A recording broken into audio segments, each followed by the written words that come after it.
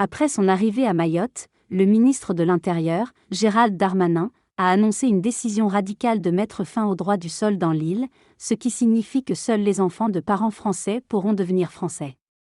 Cette mesure exceptionnelle vise à répondre aux problèmes migratoires et à l'insécurité dans l'île, secouée par des manifestations contre l'immigration illégale.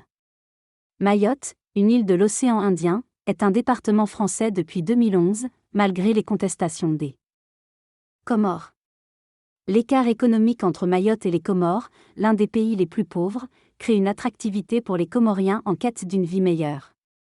Cette décision remet en cause le principe républicain de la citoyenneté française basé sur l'adhésion aux valeurs communes de la France.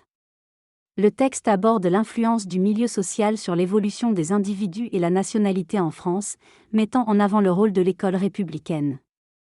Il explique pourquoi des enfants nés en France peuvent acquérir la nationalité à 13 ans.